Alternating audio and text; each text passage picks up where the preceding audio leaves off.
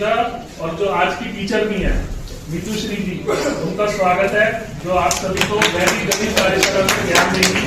मैं संतोष आंटी जी से आग्रह करूंगा कि उनका स्वागत करें। दोनों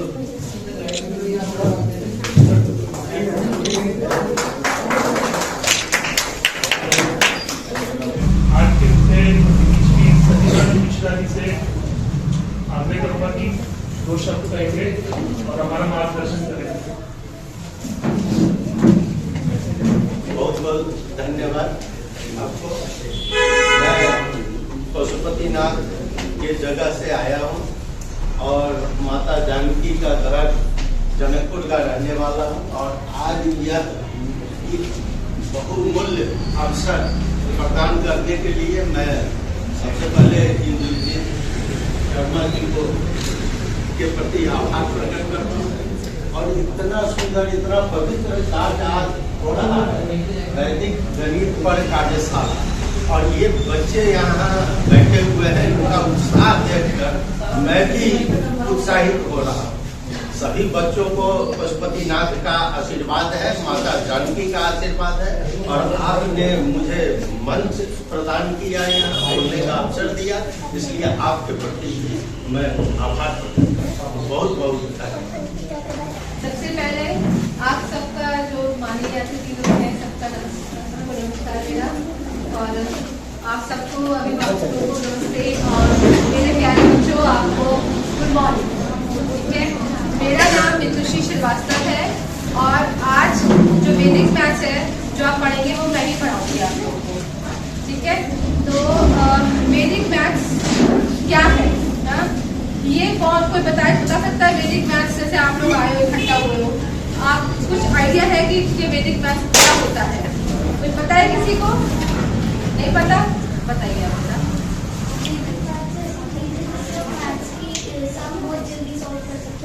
बिल्कुल, आपने ऐसा कब मतलब सीखा है या कुछ देखा है इसके बारे में, कुछ पढ़ा है कहीं पर?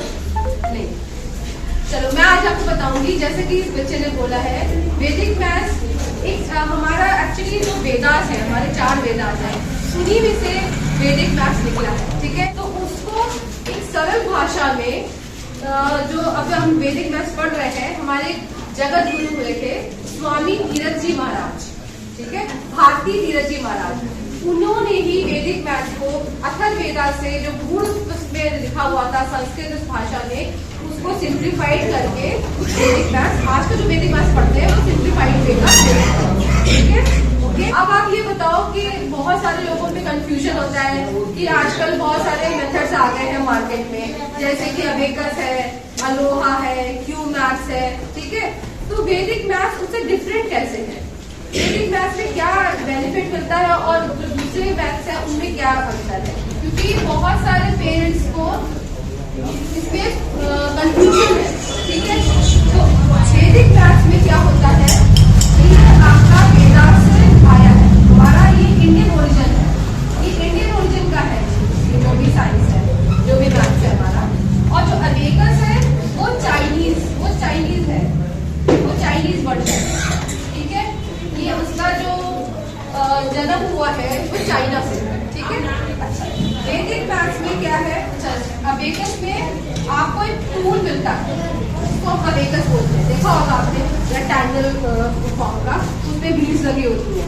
तो हम उस टूल्स की सहायता से अपने कैलकुलेशंस निकालते हैं। बट वैदिक मैथ्स में क्या है, आपका माइंड ही आपका टूल है। ठीक है ना, हम इस पे काम करते हैं और इसको तेज करने की कोशिश करते हैं। और आपको पता है वर्ल्ड में अब ये प्रूव हो गया है कि सबसे फास्टेस्ट कैलकुलेशन अगर होती है तो सिर्फ और सिर्फ वैदिक मैथ्स। जितनी भी चीजें और आई है मार्केट में वो इसको कंप्लीट ही नहीं कर सकती, क्योंकि यहाँ पर आप माइंड पे वर्क कर रहे हैं। ठीक है, तो ये 2 अंतर ये हो गया। यहाँ पर आपको प्लस माइनस करना सिखाया जाता है अबेकस में। ठीक है, और जब आप हायर लेवल पे जाते हो तो आपको मल्टीप्लिकेशन और डिवीजन भी सिखाया जाता है। ठीक है, लेकिन अगर आप वैदिक मैथ्स में करोगे, वैदिक मैथ्स में ये 4 चीजें सिखाई जाएंगी। इसके अलावा आपको स्क्वायर सिखाते हैं, क्यूब सिखाते हैं, क्यूब रूट सिखाते हैं, स्क्वायर रूट सिखाते हैं, ठीक है, सारे मल्टीप्लिकेशन, कम से कम नहीं तो 50 तरीके के मल्टीप्लिकेशन, डिवीजन, ठीक है, अलजेब्रा, जो कि कहीं नहीं सिखाया जाता अलजेब्रा, ठीक है, पाइथागोरस थ्योरम, ज्योमेट्री, सब कुछ आपको यहाँ पर वैदिक मैथ्स में मिलेगा, ठीक है। तो आप देखो यहाँ पर सिर्फ 4 चीजें सिखाई जा रही है, यहाँ पर पूरा का पूरा जितनी भी चीजें आती हैं मैथ्स में, quadratic equation, fractions, decimal, percentages, सब कुछ सिखाया जाता है वैदिक मैथ्स। अच्छा, फोर्थ यहाँ पर क्या है कि ये क्योंकि सिर्फ इसमें प्लस और माइनस और मल्टीप्लिकेशन और डिवीजन सिखाया जाता है, तो ये सिर्फ 5th क्लास तक आप सीख सकते हो। 5th क्लास के बाद यहाँ पर स्टॉप लग जाता है, इसके बाद इनके पास और कुछ और चीजें नहीं है जो सिखा सके, पर यहाँ पर 3rd क्लास से लेकर कॉम्पिटिटिव लेवल तक के बच्चों को सब कुछ सिखाया जाता है, क्योंकि सारी सिखाई जा रही है ना। तो आप देखो कितना बेनिफिट है यहाँ पर 5th क्लास में रुक गया, यहाँ पर 3rd क्लास से लेकर आप एंड तक जो कंपटीशन देते हैं ना बच्चे, वो भी इस चीज को पढ़ते हैं, ये वैदिक मैथ्स ही करते हैं। क्यों? क्योंकि वहाँ पर टाइम का बड़ा वो रहता है, अगर आपने टाइम से आपने सॉल्व कर लिए क्वेश्चंस तो आप कॉम्पिटिशन में क्लियर हो जाओगे। आपको बचाना है तो आपको वैदिक मैथ्स ही सीखना पड़ता है, ठीक है। तो ये आपके कुछ मेन डिफरेंसेस है कि बहुत लोग कंफ्यूजन होता है कि क्या है, तो मैंने उसको एक्सप्लेन करने की कोशिश की है, ठीक है। अब बेनिफिट्स क्या है, आपको क्या बेनिफिट मिलता है अगर आप वैदिक मैथ्स करते हो। सबसे पहला और इम्पोर्टेंट है कि फास्ट कैलकुलेशन, बहुत फास्ट कैलकुलेशन हो जाती है आपकी, विद इन सेकेंड्स में आपके आंसर आते हैं। अभी जो आपको 1 या 2 मिनट लगा था, वो आपको 5 से 10 सेकेंड में हर आंसर आते हैं, ठीक है। सेकेंड बेनिफिट क्या है, इसमें आपकी एक्यूरेसी बहुत हो जाती है। एक्यूरेसी समझते हैं, जैसे आपका जो आंसर आएगा वो आपको पता है कि राइट है, श्योर। क्यों? क्योंकि इसमें से मतलब रॉन्ग होने की गुंजाइश बहुत कम हो जाती है, ठीक है। 3rd क्या है, जो आप सिली मिस्टेक करते हैं ना बच्चे, सिली मिस्टेक करते हैं, हाँ बिल्कुल भी नहीं, ठीक है। आपके आंसर बहुत जल्दी निकलेंगे, और जब आपके आंसर बहुत जल्दी निकल रहे होंगे तो क्या होगा, आपका जो मैथ फियर है, जो मैथ्स डरते हैं ना, बहुत लोग मैथ्स से बहुत डरते हैं कि अरे सब्जेक्ट है, तो जब आपके आंसर अच्छे निकलने लगेंगे, ठीक है, किसी मिस्टेक नहीं करोगे आप, तो क्या होगा, आपका जो मैथ्स फियर है वो बिल्कुल जाता जाएगा, खत्म हो जाएगा। एंड में आपको क्या मिलेगा, आपका जो मैथ्स है वो आपका फेवरेट सब्जेक्ट बन जाएगा। तो हमें यही हमको काम करना है कि बच्चों का जो मैथ्स फियर है वो खत्म हो जाए और बच्चों का ये जो मैथ्स है वो फेवरेट सब्जेक्ट बन जाए। यही हमारा मेन उद्देश्य है। मैं आप लोग के बीच 10 ट्रिक्स रखूंगी, ठीक है, जो कि आपको आप देखेंगे आपको बहुत अच्छा लगेगा, आप इंजॉय करोगे तो ठीक है।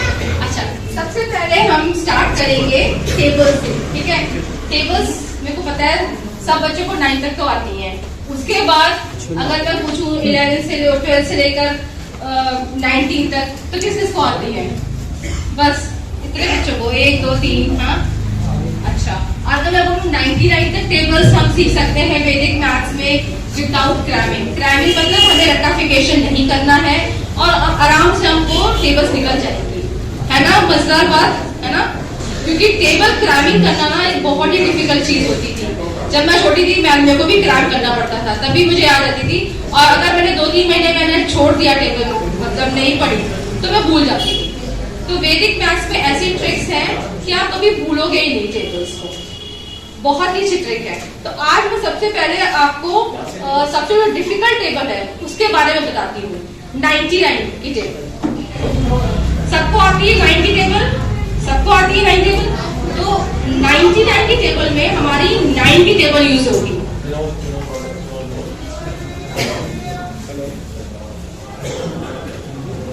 जैसे ये हमने लिखा, ठीक है, 99 5 क्या करना है आपको, ये जो फर्स्ट 9 है इस 9 को इस 5 से मल्टीप्लाई करो। इस कोड के पास आ जाओ, क्या आएगा, 9 5 45 लिख दीजिए यहाँ पर, और जो ये बीच का लाइन था ना, इसको उठा के यहाँ पुट कर दो।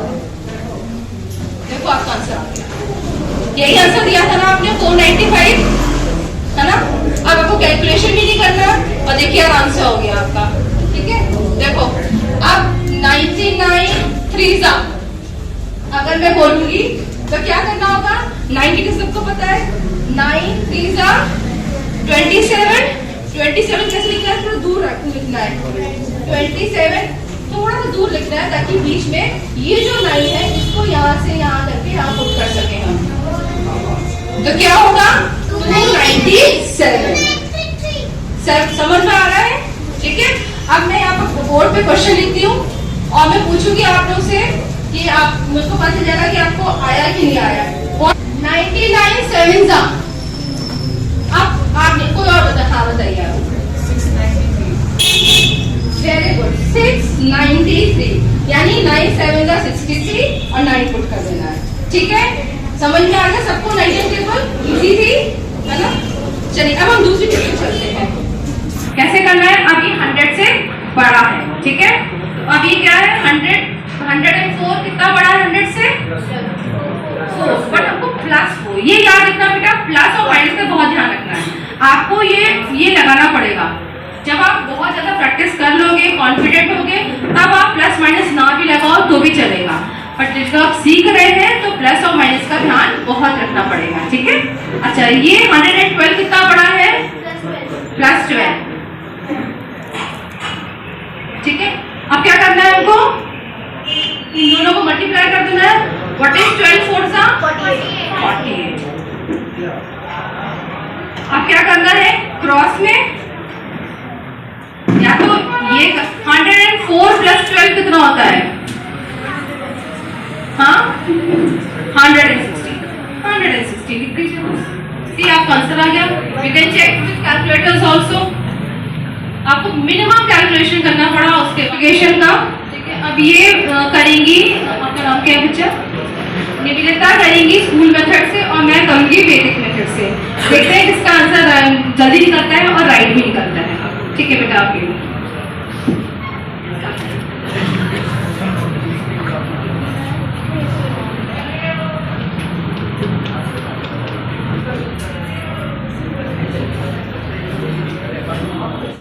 सबसे पहले जो भी संख्या दे रखी है उसमें से -1 कर दो। ठीक है, आपका फर्स्ट पार्ट ऑफ आंसर आ जाएगा विच इज 814। ठीक है, फर्स्ट पार्ट ऑफ आंसर आ गया। अच्छा, अब सेकेंड पार्ट ऑफ आंसर में क्या है, अभी जो कॉन्सेप्ट सिखाया था मैंने, ऑल फ्रॉम 9 लास्ट फ्रॉम 10, वो करना है। कैसे करना है, ये 815 को लो आप। ठीक है, इसको ऑल फ्रॉम 9 लास्ट फ्रॉम 10 से माइनस करना है, यानी ये उसके ऊपर ऐसे। आप लोग से 5 क्वेश्चन पूछूंगी, कोशिश कीजिएगा बेटा आप लोग अपने माइंड से कैलकुलेशन कर पाए। अगर आप लोग को थोड़ी दिक्कत आती है तो थोड़ा सा रफ कर सकते हैं। ठीक है, थोड़ा सा, हाँ, लेकिन जो जल्दी बताएगा आंसर, ठीक है, उसी को प्राइज मिलेगा और सही भी होगा। Ready all of you? ठीक है, फटाफट अपना और मतलब बोलना नहीं है, सिर्फ हैंड रेस करना है फटाफट। ठीक है, जो सबसे कोई हैंड रेस करेगा उसी को हम लोग चांस देंगे। ठीक है, चलो फर्स्ट क्वेश्चन इज 85 स्क्वायर। बताइए 7225। Very good. क्या नाम है आपका? Raghav Mittal, son of Shri Rakesh Mittal. तो मैं हमारे मुख्य अतिथि से आग्रह करूंगा कि हमारे आज के पहले विनर को प्राइज दें। हाँ फोटो ले रहा हूँ। सेकेंड क्वेश्चन बहुत ही इजी है और मुझे लगता है कि सिर्फ 1 और 2 सेकंड में ही सबके हाथ मतलब उठाने चाहिए, रेज हाथ हो जाने चाहिए। ठीक है, second question is what is 99 9 99 9